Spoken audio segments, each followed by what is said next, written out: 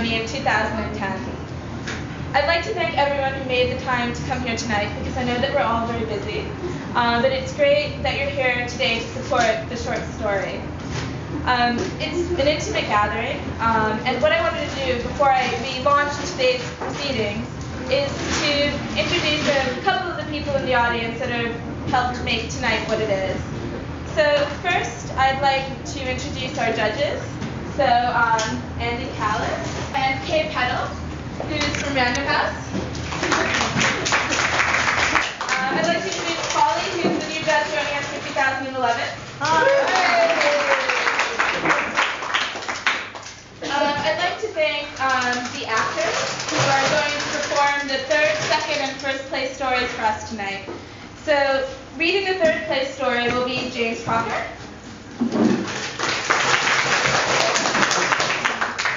Reading the second place story will be Fran Wild. And reading the first place story will be Asim Kukusha.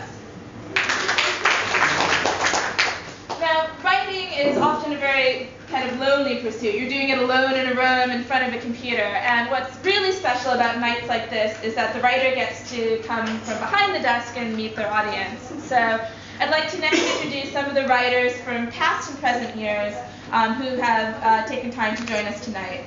So published in 2004, I'd like to introduce Deborah Thomas.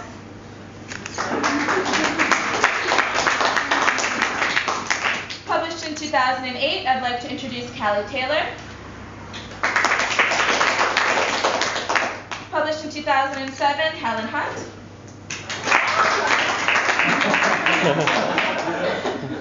And published in 2006, Sheila Kravishli.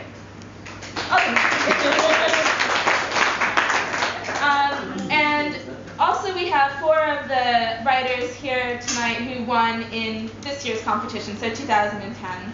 So Mary Wilson is running a bit late. She wrote the third place story. Second place is Vanessa Jones.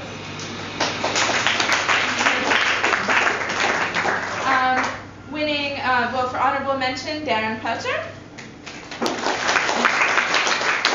And published under the theme of family, Anthony Handcraft. The short story as an art form, like no other. While a novel is sprawling, and it can encompass many themes, a short story is compressed and focused, usually focusing on a single idea succinctly. Some writers can find this challenging, as the construction of the story is much more important than in a novel, where a writer can afford to meander around a bit. The point is what a short story is all about, and you've got to get to it quickly. The Momaya Short Story Competition has a maximum of 2,500 words, which is only about 4 pages single-spaced. So the writers who submit to our competition have to have a lot of focus.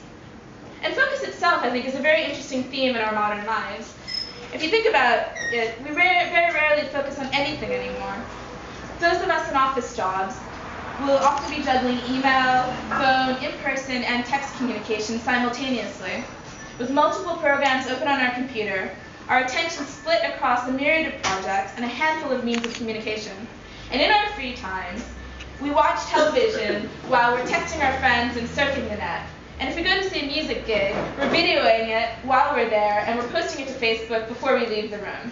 And you just think, actually, when do we just sit down and just do one thing, rather than millions of things? And in fact, you just think about it now, our attention is so commonly divided that multitasking is so common that we don't even think that we're doing it anymore, because we just do it all the time. Writing a short story is just a welcome break from all of that. You can unplug from the internet, you can sit down with your laptop, and you can think of a single moment in time that you want to capture. And you can spend a couple of hours doing just that. Writing a short story isn't this sort of years of long process that writing a novel could be. You can write a short story in a couple of hours, and you don't have to be stressed about, is this the perfect short story? Sit down and just write a draft, and you can worry about revising it later. And I think, you think about focusing your mind, and you want to create that polished diamond. And it might take a couple of drafts to get there, but you'll get there in the end.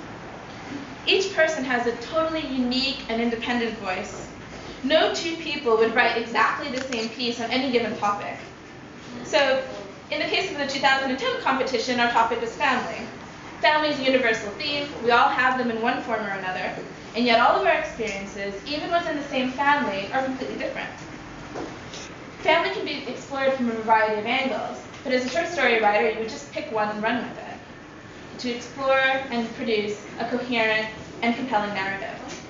Shortly, we will hear our actors perform the winning stories, which will give you an idea of the range of the stories we've received. I hope that these stories will inspire everyone in the audience to read more short stories, and for those of you who haven't tried writing one, to give it a go. Just a few hours in front of your computer should be enough time to produce your first story. The theme for our 2011 competition is greed. So I think it's a big, fun, juicy topic, so hopefully that'll be something you can get your teeth sunk into. Maya Poncho and I founded Momaya Press to provide a platform to inspire and promote the short story for aspiring writers. Maya can't be with us here tonight, unfortunately. She's based in Connecticut, and she very happily has just had her second child, who's about 6 months old now. And a 6-month-old and a 4-year-old is not conducive to international travel. So she's very sorry not to be here tonight, but thanks to my wonderful team, I'll have photographs and video posted on the website by January. So come back in January to momayapress.com and you can see an account of, I'm sure, what will be a wonderful evening. Maya and I view Momaya Press as our social enterprise. It's our own small contribution to hopefully helping make the world a better, brighter place. So I'd like to thank all of you tonight for coming here to take part in that endeavor.